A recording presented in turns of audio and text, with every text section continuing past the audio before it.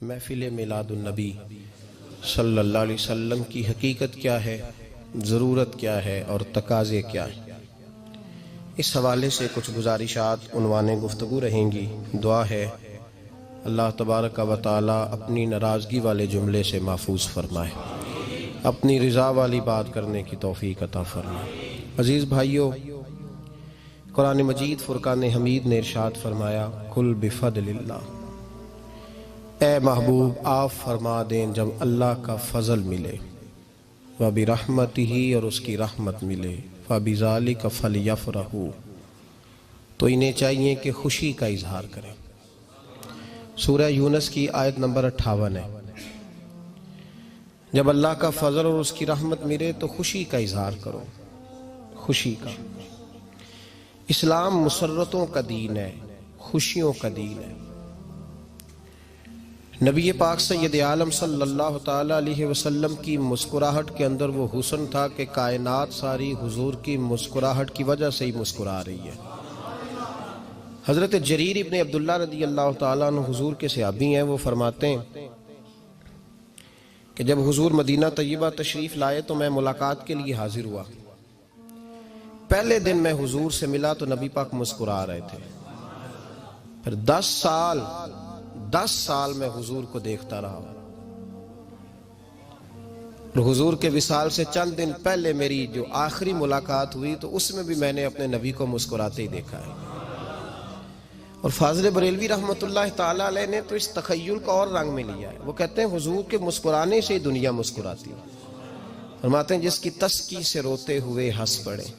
जब हुजूर हल्का सा मुस्कुराते थे तो रोने वालों के दिल भी ठंडे हो जाया करते, गमज़दा लोग मुस्कुराते थे। हुजूर की खुशियां तकसीम करती थी।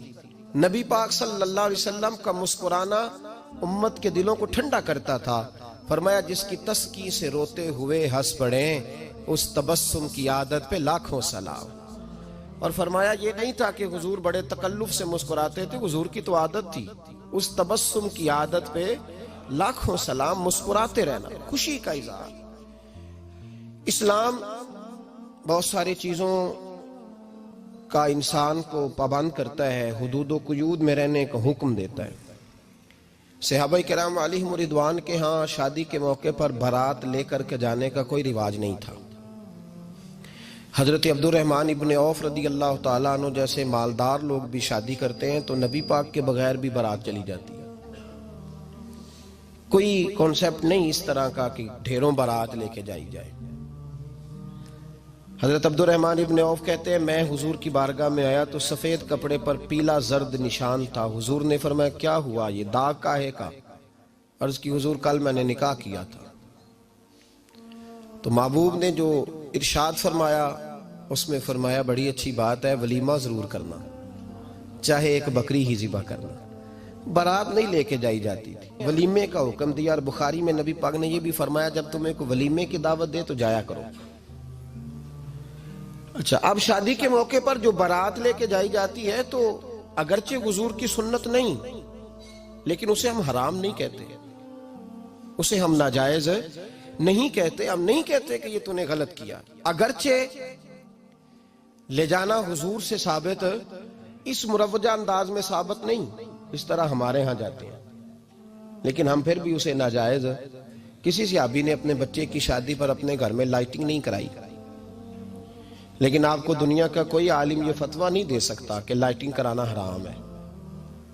आप शादी के मौके पे सारी गली सजा लो, आप सारी छतों पे लाइटिंग करा लो, कोई आदमी ये आपको फतवा नहीं दे सकता कि शादी के मौके पर लाइटिंग कराना जायज नहीं। कभी सुना है आपने किसी से? बोलिए ये जायज है, जायज पैसे हैं तो ठीक। बल्कि मैं इससे आगे बढ़ता हूं, इससे थोड़ा और आगे जाता हूं।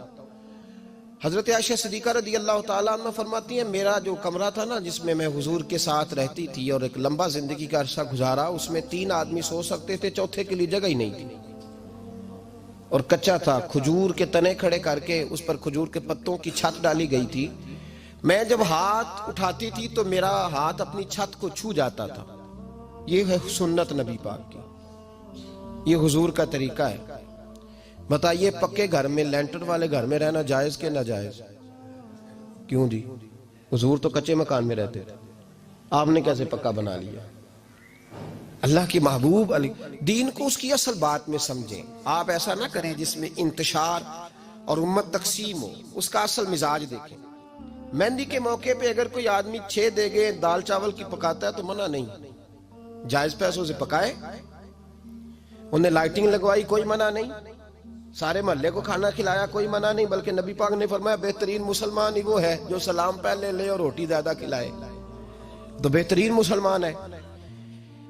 नाजायज क्या है? नाजायज है शादी के मौके पर बैंड बाजा बजाना, उसमें रक्स करना, उसमें भंगड़े डालना, औरतों मर्दों का इख्तलात होना, औरतों की मूवी बनाना, ये चीजें नाजायज है। तो जो नाजायज है उस पर पाबंदी लगाई जाएगी, जो जायज है उसके बारे में ये कहा जाएगा कि भाई एहतियात की जाए, सुन्नत की तरफ देखा जाए तो बेहतर यही है। लेकिन अगर कोई किसी आदमी के पास जायज पैसे हों, वो 100 कनाल के घर में रहे, अगरचे सुन्नत ये नहीं, पर ये तो कोई फतवा नहीं ना दे सकता कि हराम है तेरा 100 कनाल के घर में रहना, कि है फतवा कहीं आपने सुना? तो हमारे यहाँ तकलीफ का मामला ये है। देखे मेरे भाई, किसी भी सहाबी ने, बड़े दर्द के साथ बात कर रहा हूं और ये मेरा दर्द है, मैं दर्द से अपने दिल को, अपने ईमान को हाजिर नाजर कह के बात कर रहा हूं। उम्मत बट जाती है हर मौके पे यार, हर जगह ही तकसीम हो रही है उम्मत मुस्लिमा। हर रोज कुछ ना कुछ फतवे ऐसे मिल जाते हैं जिसमें दरारें पड़ती हैं। किसी सहाबी ने किसी मस्जिद के अंदर इश्तिहार छपवा के, ऐलान करा के दरसे कुरान कराया है कभी?